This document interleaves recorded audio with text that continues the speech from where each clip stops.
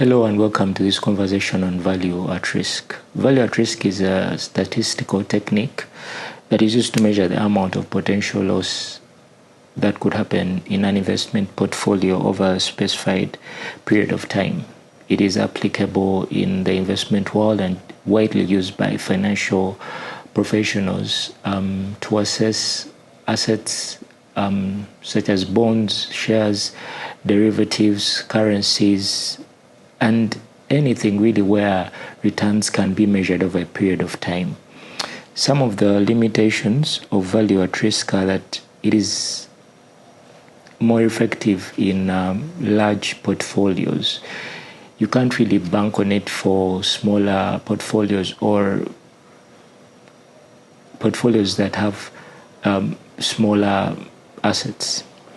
Then there's also a difference in methods, which can also yield very different results. And there goes to also say that sometimes it's just trial and trying to find the right, there's a lot of trial in there. Then there's also assumptions. It employs a lot of assumptions which might not necessarily reflect current market conditions. So the key elements of value at risk, even just from its definition, is that there is a period over time in which the risk is to be assessed.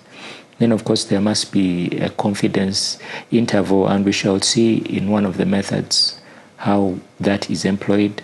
And then, obviously, there has to be a specified amount of loss in value of percentage. So those are the elements of value at risk.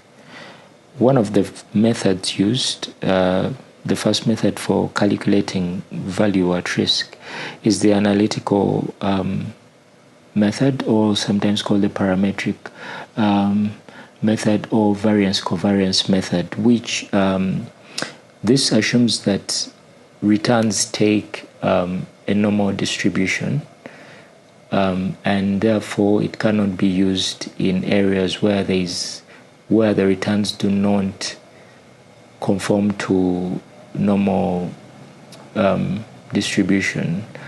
But there is also a conversation which is not in the scope of this video about the excess kurtosis of things like shares, which sometimes might cause the graphs, the normal distribution graph to skew a bit.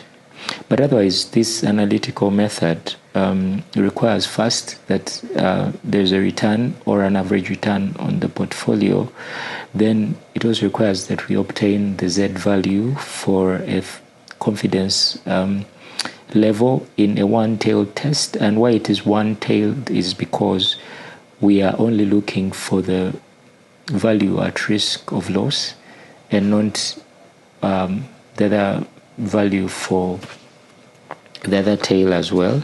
We're just interested in the one, and then obviously the standard deviation of the portfolio. Okay, for an example of the analytical value at risk, let's say, for example, if the portfolio value is $20,000 and the 1 month average return and standard deviation are 10 and 15% respectively, our value at risk will be the mean minus the Z value times sigma,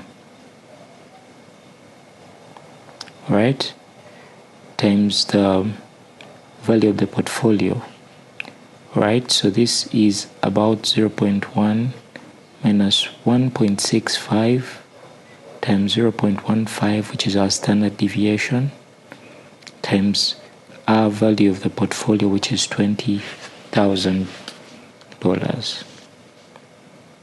So that will be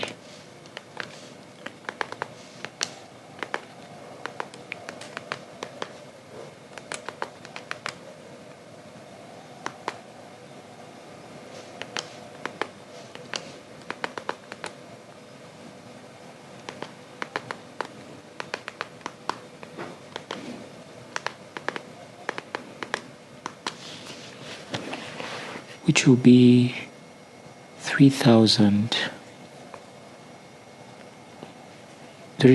US dollars, and from this we can say that there is 95% confidence, there is 95% probability that the returns will not go below 3,000 US dollars, or there is a 5% probability that the returns will go below $3,000.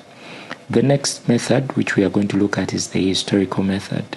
Here data is collected for a given period of time, and then we find, using the confidence level, we obtain the percentile for which we are looking for the value at risk, and then go ahead and find the value that holds the specific